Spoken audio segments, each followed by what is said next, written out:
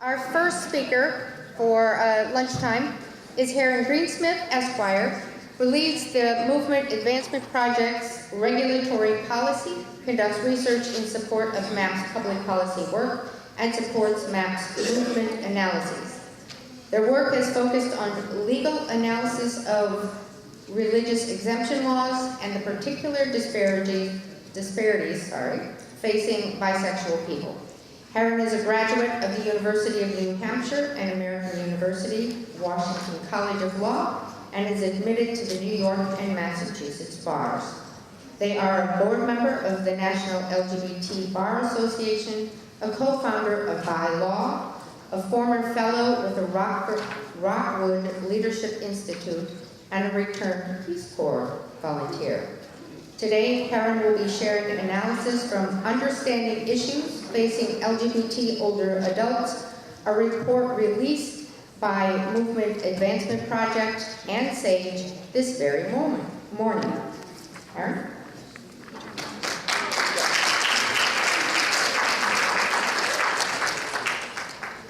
So today, SAGE and the Movement Advancement Project are releasing a new report on the lives of LGBT older adults.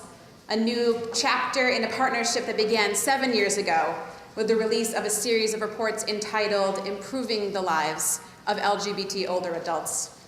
You can visit lgbtmap.org/olderadults to see this report today and all of our reports on older LGBT adults.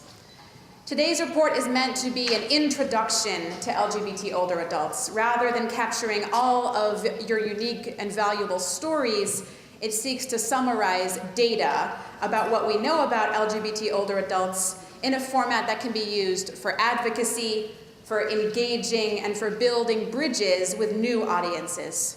And today I'd like to share some key findings with you.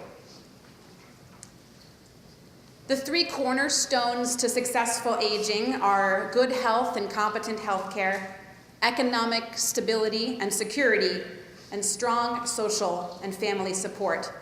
Unfortunately, these are the exact areas in which LGBT older adults face disparities when compared with non-LGBT peers. The cumulative effects of a lifetime of discrimination and stigma and living with unequal and discriminatory laws and policies for most of their lives is that LGBT elders face unique challenges as they age. A lifetime of discrimination, especially in housing and employment, and a long-term lack of legal and social recognition combine to create deep economic insecurity for LGBT elders. The cumulative impact of this discrimination over a lifetime is that LGBT older adults are at increased risk for poverty. Nearly a third of LGBT older adults aged 65 and older live at or below 200% of the federal poverty level. This is compared to about a quarter of non-LGBT older adults, which in itself is a tragedy. This percentage rises to 40% of LGBT adults 80 and over. Bisexual older adults 65 and older have shocking poverty rates. 47% of bi older men and 48% of bi older women live at or below 200% of the federal poverty level. Trans older adults have similar rates. 48% of trans older adults live at or below 200% of the federal poverty level. A reliance on chosen family due to family rejection and legalized discrimination creates social isolation and vulnerability for LGBT elders. LGBT older adults grew up in a time when being LGBT or having a partner of the same gender were illegal, literally punishable with jail time.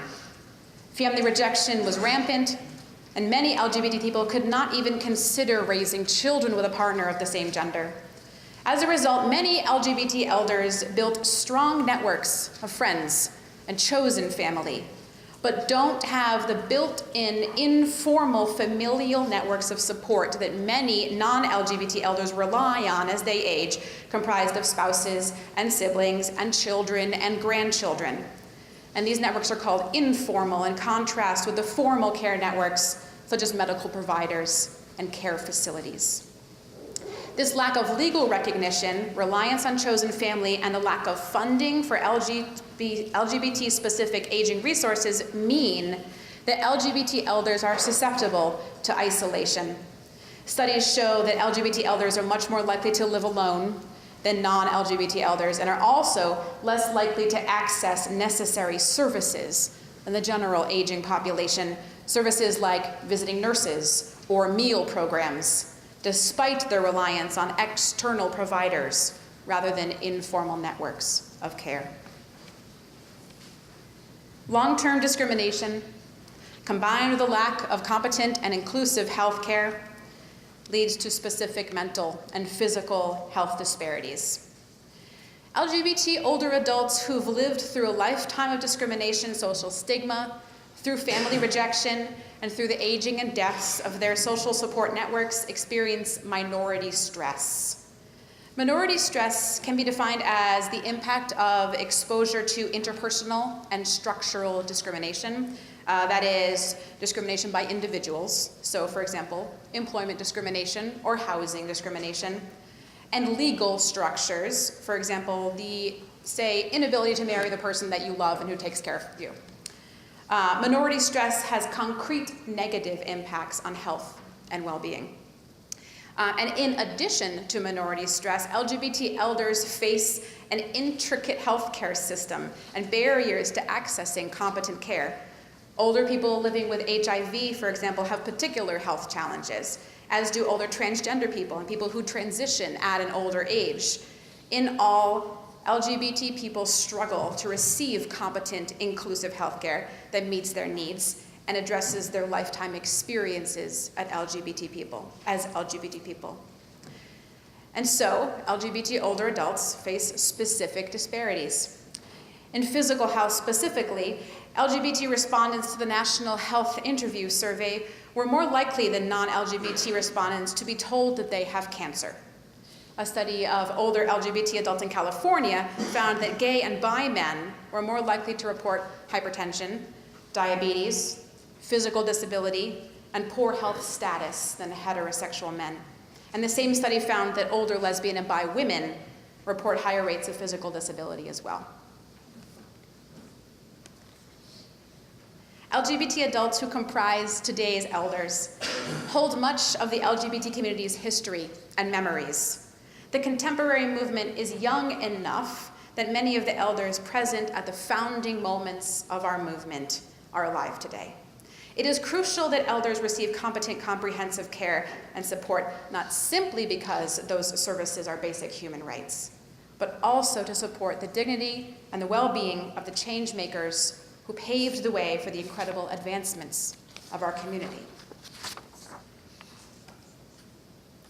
In many respects, LGBT elders show a remarkable resilience, given that many of their experiences as young people were in a time when LGBT people were less accepted, or worse, criminalized.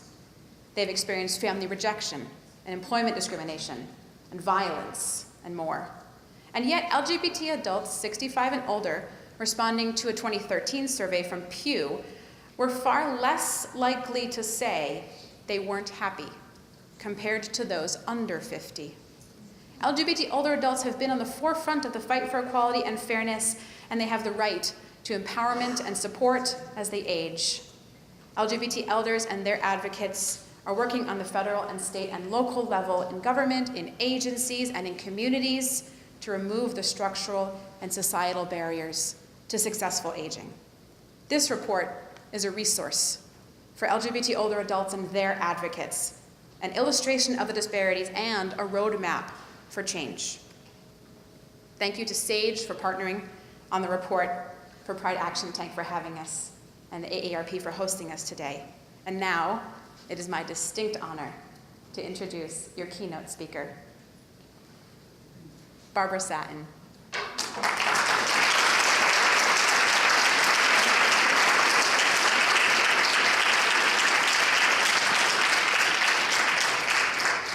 Barbara is a transgender activist who has been deeply involved in LGBTQ issues locally and nationally, particularly around the issues of aging and faith. She serves as Assistant Faith Work Director for the National LGBTQ Task Force, where her responsibilities include working for the full inclusion of trans persons in communities of faith. Barbara was heavily involved in the development of an LGBT senior housing project in Minneapolis called Spirit on Lake. The 46-unit affordable rental facility opened in September 2013. In 2016, Barbara was appointed by President Obama to his Faith-Based and Neighborhood Partnership Advisory Council, the first trans person ever to serve in that capacity. Barbara sits on the boards of a number of nonprofits that serve the LGBT community in the areas of philanthropy, training of senior care providers, and HIV/AIDS services. She's an active member of the United Church of Christ, having served on the denomination's executive council, and she was involved in the church's 2003 decision to affirm the inclusion of trans people in the full life and ministry of the UCC. Friends and colleagues, please give a warm welcome to Barbara Satin.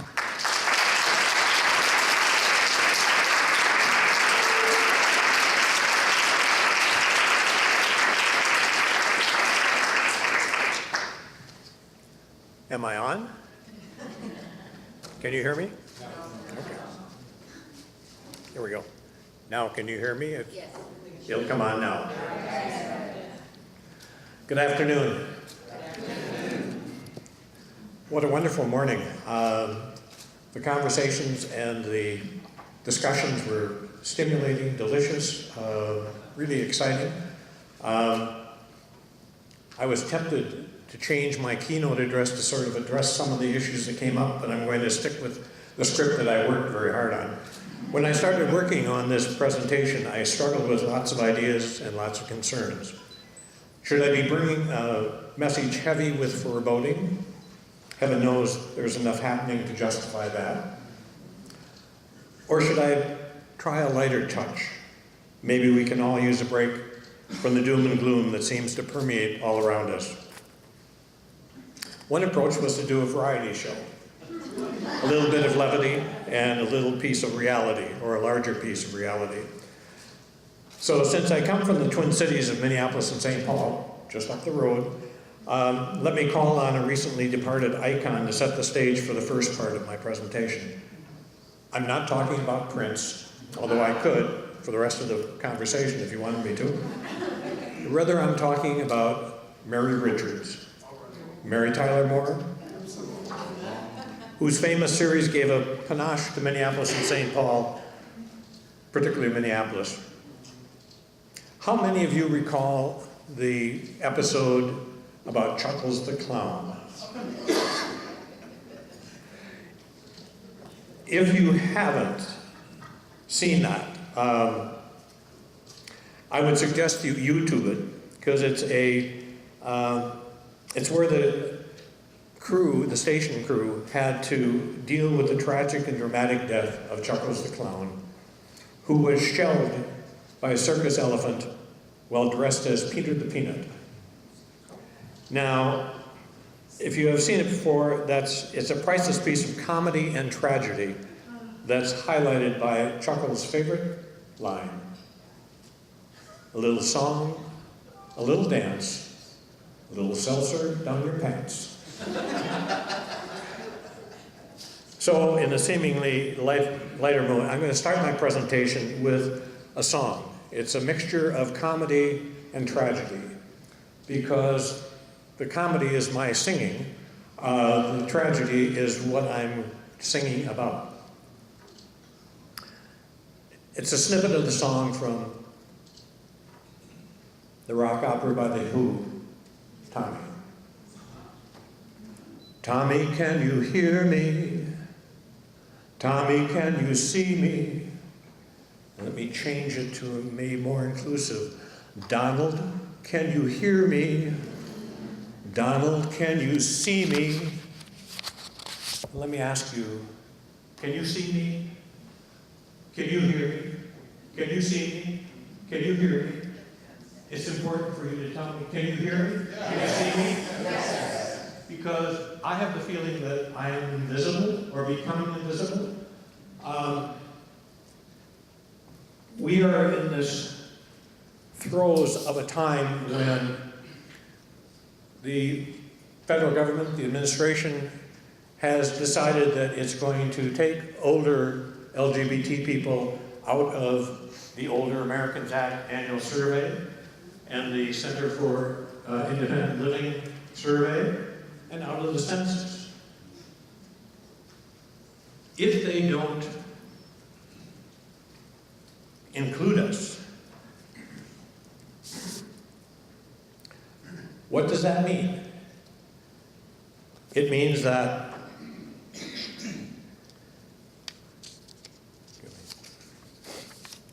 I get a little worked up when I talk about this.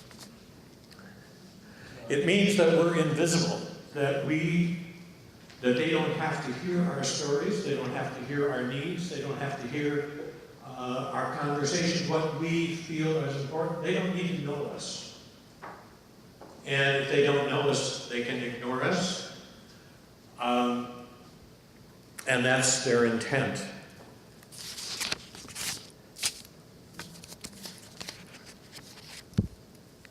I missed the page.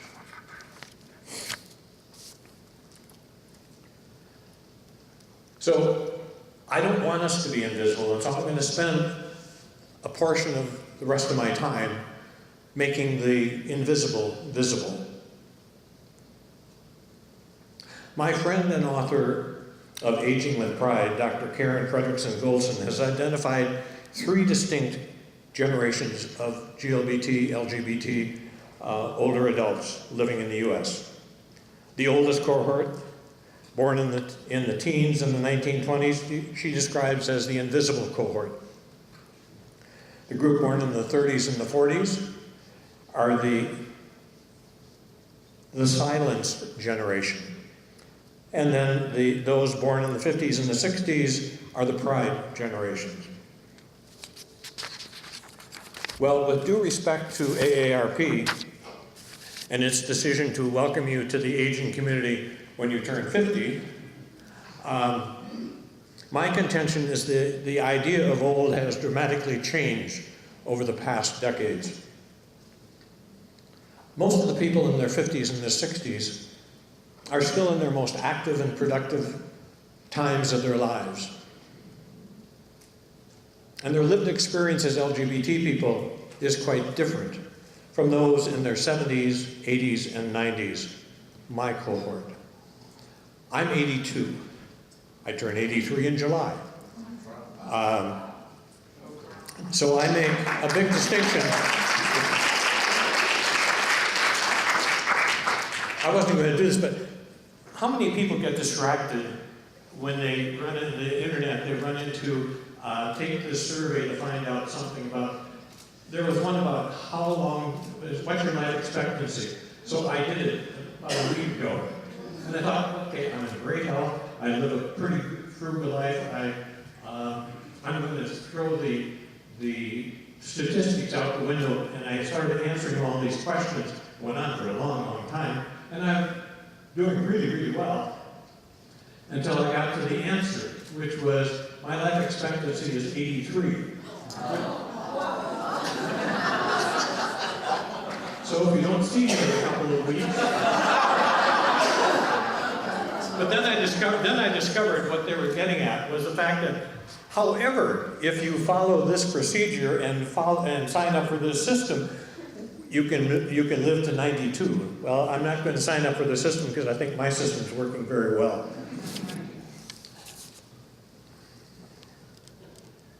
I make a big distinction between the current old and the new old, which would be probably the pride generation, the younger ones.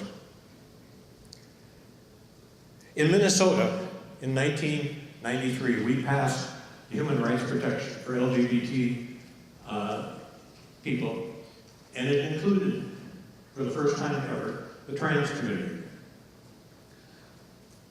Keep in mind, that's 23, 24 years ago, almost a quarter century, a generation. So the younger,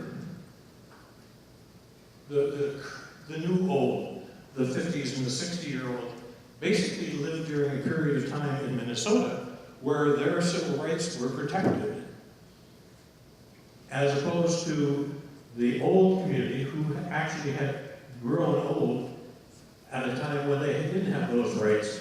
So there was a significant change in the way in which people come to aging and the way in which they look for services from the aging community. The current old, my cohort, the 70, 80, and 90-year-olds, come with a great deal of apprehension, great deal of concern, great deal of fear. You've heard this, many of them, their primary care physician is the emergency room, because they're fearful of what's going to happen if somebody would ever discover that they're gay, lesbian, bisexual, or transgender. And it's also reflected in the people providing senior care services. They don't see us. Again, the invisibility. We did a number of surveys now probably 15 years ago, in which we talked to care providers and asked them about the services that they provided for LGBT people. It was sort of like, we don't have any.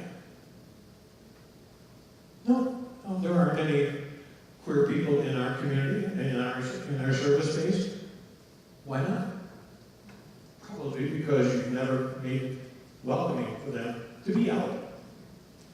On the other hand, particularly in Minnesota, we see the new old, the 50s and 60s-year-old, who are coming for services, not with the expectation of being treated invisibly, but with the expectation, I'm here, you're going to treat me appropriately, or there will be consequences. I think that's a wonderful place to be, but it's not a place where everybody is at the moment. But as one other thing that we also were able to identify for service providers in the Twin City, Minnesota area, particularly the Twin Cities, was the fact that we have a significant cohort of LGBT people who are 65 and older. About 27 to 30,000 within the metropolitan area fall into that category as old LGBT people. And all of a sudden the lights go on as the senior care provider is saying, oh, that's a market niche. You know, that's a reason for us to really rethink what we've talked about. And that has had a significant change. Now, what we're getting from the senior care providers is how do we respond to that? How do we protect, how do we get in place in a point where we can provide responsible, respectful services?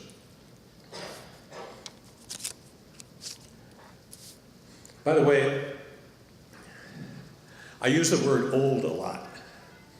And a lot of people get really sort of uptight when I say old. It's an appropriate word. It's a word that my friends and associates from Old Lesbians Organized for Change would stand up and say, yes, we're old. It's a word that in other cultures is really respected. We talked a little bit about that in one of the conversations here about how the old community doesn't get the respect and understanding that it deserves and is not able to share the wisdom that it has for the rest of our community.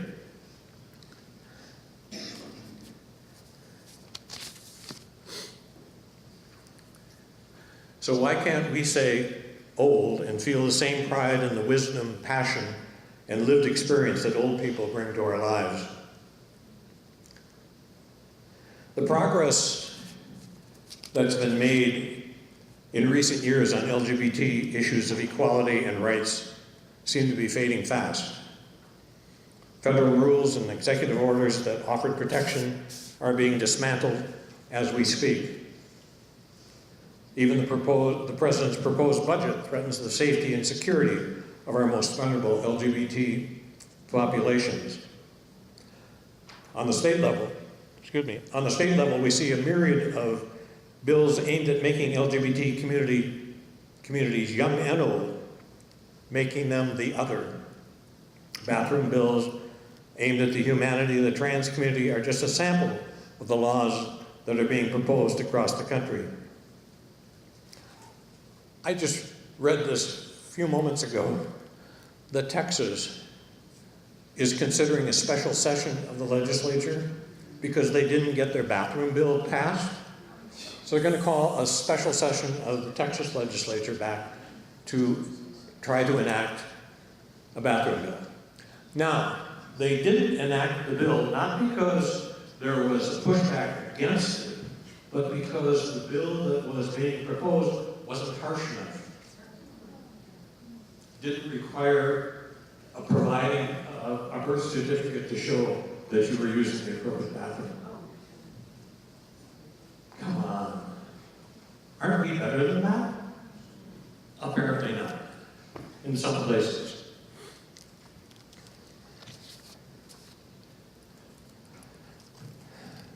Many members of the old LGBT cohort are living in a world that presents them with stark reminders of their past lived experiences. Remember that this is a community that lived through really difficult times, where their sexual orientations or their gender identities were actually a threat to their lives or their abilities to live safely and productively in the world. They were called criminals by law enforcement, perverts by society, sickos by the medical community, and sinners by their faith communities. They were socially shunned and physically assaulted for being their real selves. So they did the only thing they could to protect themselves. They hid their real identities. They were truly the invisible generation. And for many, that experience has shaped their lives even today.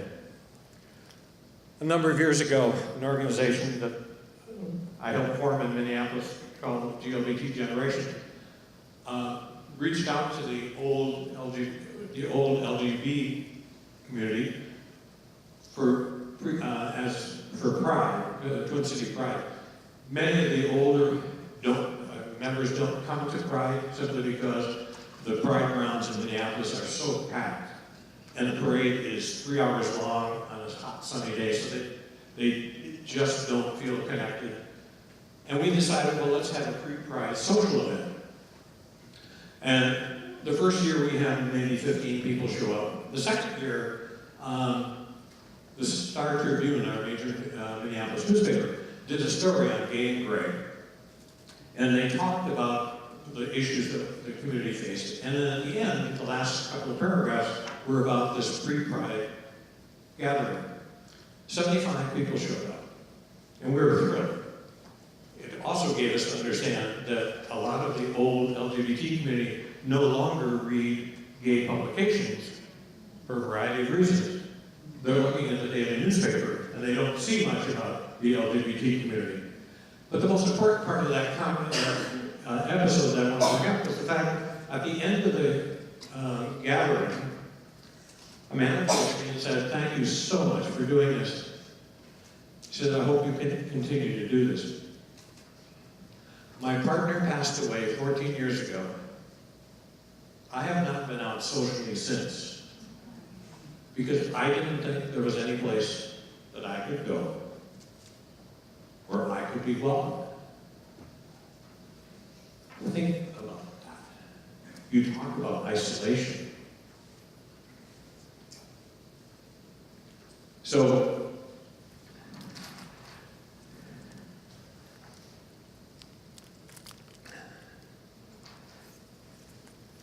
another example of the invisible becoming visible is a member of my church who actually got me started around aging issues. Gail was a trans woman who came to Spirit of the Lakes Church, church I belong to, and on a Sunday evening at home suffered a stroke.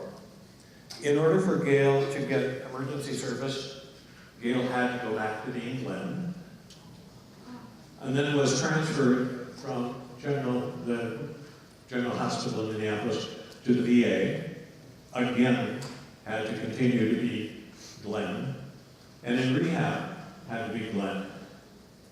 And we realized at the point of this that nobody was talking. This was probably 15 years ago. But nobody was talking about aging issues like this.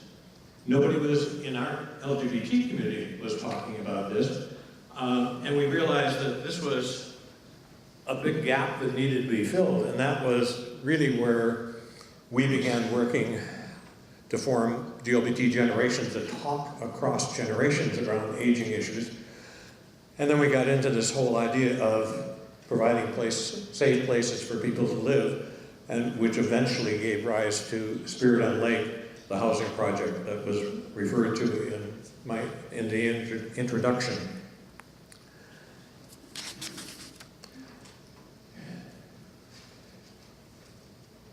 Glenn survived all of that. Gail is back, still living well, but really disconnected from the community. It had a great impact on her life. And one of the other sad stories I talked about OUTAG. Annalee was a dear friend of mine that I shared the podium with many times talking around aging issues. Annalee was sort of the dynamo behind OUTAG in Minneapolis, in Minnesota. And she always said, I don't want to do this. I'm a shy person, but I have to be sure that when I need services as an old LGBT person, that those services will be there for me and they will be appropriate. And she said that every single time because she wanted to be sure people understood the reason why she was doing this. Well, Annalee finally had need of services. But the unfortunate part was the services were available, but Annalee's son, who had taken responsibility for her care, because Annalee was not able to do that anymore, wasn't allowing her to access those services. And I was called to see whether I could argue with him, convince him. And his response was, that lesbian phase is behind her now. And I thought, oh, okay, so we work very hard to be sure that we have services in place, and somebody else makes a decision that just ignores that. And I could do a litany of those. I'm not going to, but I just had to raise Annalee up as someone who, spent a great deal of time and energy doing something she really didn't want to do for a purpose that never came to be for her. And finally, in this conversation about making the invisible visible, I want to read an excerpt from an amazing, eye-opening story done in March of 2016 in the San Francisco Chronicle entitled Last Men Standing. If you haven't read it, Google it, read it. It's heartbreaking, but it's really important.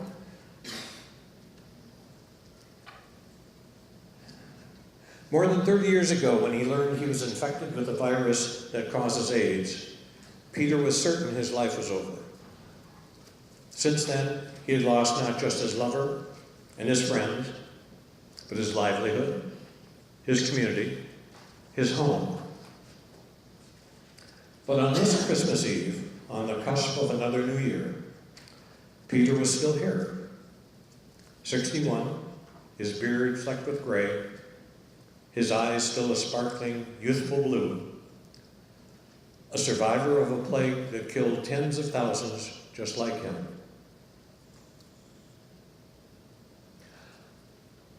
I'm the luckiest, unlucky person in the world, he often said. No one wants to be the last man standing. And we have many of those in our community. And you add to that the isolation that many of them feel, and we have a real challenging crisis on our hands among those who have lived and survived with AIDS.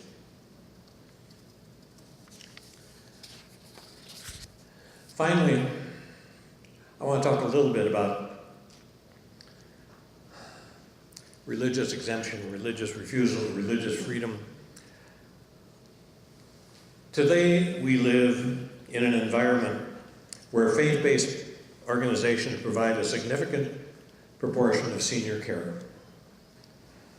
I found a citation in the New York Times that stated that there were 2,000 continuing care retirement communities in the US, with 80% of them owned and operated by nonprofit organizations, and 75% of those are run by faith-based entities.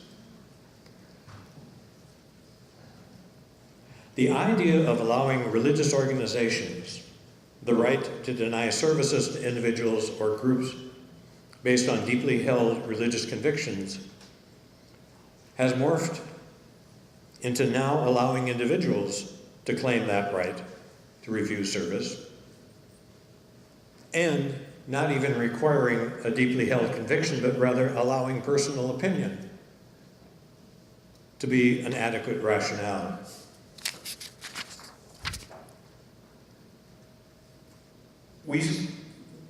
I quake in fear of what this means for old LGBT brothers and sisters as they seek places to call home that will provide them with the services and care that they need in an environment that respects who they are rather than demeans their identities and orientations.